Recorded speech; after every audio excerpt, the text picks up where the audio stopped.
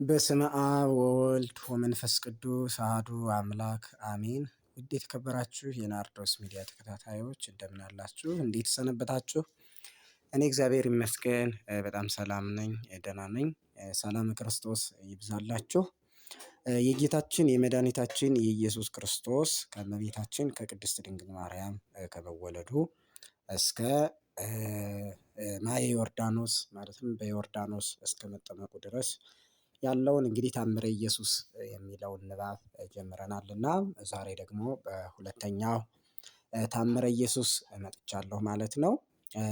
ስለዚህ ወደ እሱ እንቀጥላለን። ወደ ቤተሰቦቼ የባለፈው አንደኛው ቪዲዮ እንደተመቻችሁ ተስፋ አደርጋለሁኝ።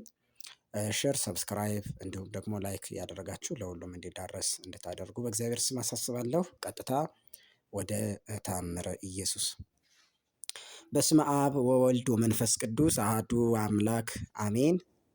ይቅርታውና ቸርነቱ በእውነት ለሁላችን ይደረግልንና ጌታችን አምላካችን መድኃኒታችን ኢየሱስ ክርስቶስ ያደረገው ተአምር ይህ ነው። አባታችን አዳም ችግርና መከራ ሐዘንና ትካዜ በሌለባት በዚያች በገነት የለምለም ዛፎች መካከል በነበረበት ጊዜ ሥላሴ በአንድነታቸውና በሦስትነታቸው ይገለጹለት ነበር። በኋላ ግን አዳምና ሔዋንም ከገነት ወጥተው ደብረ ቅዱስ ወደ ተባለ ቦታ ተሰደዱ። ይህውም ደብረ መዛግብት ይባላል።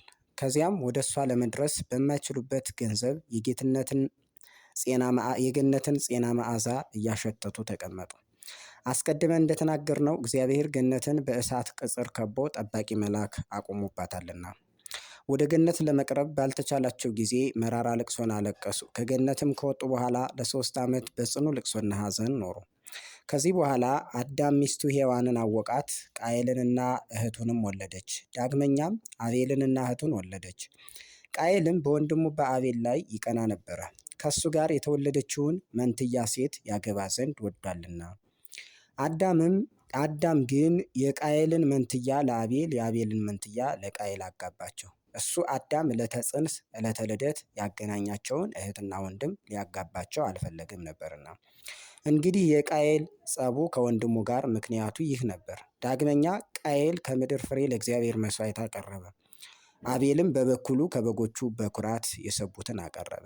እግዚአብሔርም ወደ አቤልና ወደ መሥዋዕቱ ተመለከተ፣ ወደ ቃየል ግን አልተመለከተም፣ መሥዋዕቱንም አልተቀበለውም። በዚያም የተነሳ ቃየል በወንድሙ ላይ ቅናት አደረበትና አቤልን ገደለው።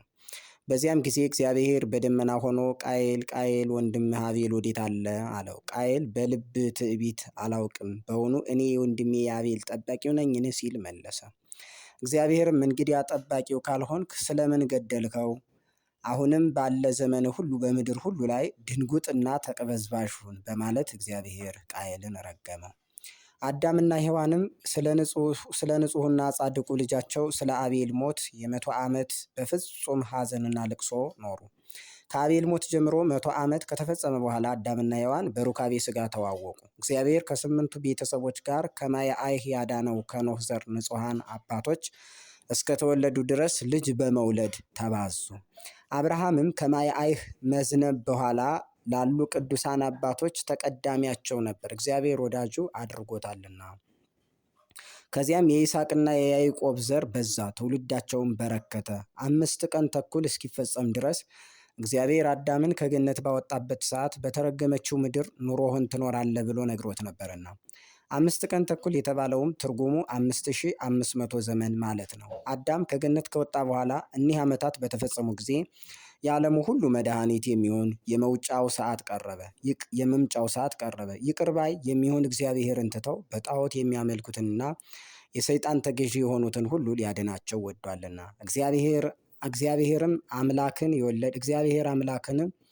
የወለደች እመቤታችን ማርያምን ለእናትነት ስለመረጣት ከቀደሙ ንጹሐን አበው አብራክ እየተከፈለች መጥታ ጻድቃንንና ቅዱሳን ከሆኑ ከነቢያት ዘር ከእሴይ ከዳዊት ወገን ከሚሆን አባቷ ተወለደች። ይቅርታው ቸርነቱ ለሁላችን በእውነት ለዘላለሙ ይደረግልን፣ አሜን።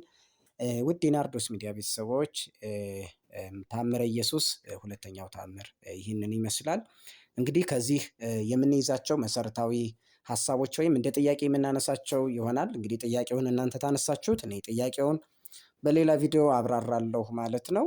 የመጀመሪያው ጥያቄ አቤልና ቃየል ለምን አለያይቶ አጋባቸው? ለምን ከመጣላታቸውና ከመገዳደላቸው ለምን አያጋባቸውም ነበር የሚል አንድ ጥያቄ ያስነሳል።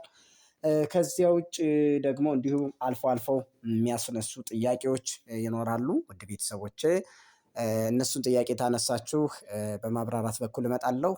አልያም ደግሞ ከገባችሁ ከተመቻችሁ በዚያው ትቀጥላላችሁ ማለት ነው። እንግዲህ የታመረ ኢየሱስ የመድኃኒዓለም የኢየሱስ ክርስቶስ ቸርነቱ ይቅርታው ለሁላችን ይደረግልን። ላይክ እንዲሁም ሸር እያደረጋችሁ ሰብስክራይብ እያደረጋችሁ የናርዶስ ሚዲያ ቤተሰብ እንድትሆኑ በእግዚአብሔር ስም አሳስባለሁ። ሰላም ክርስቶስ ይብዛላችሁ። ሰላም ሁኑልኝ።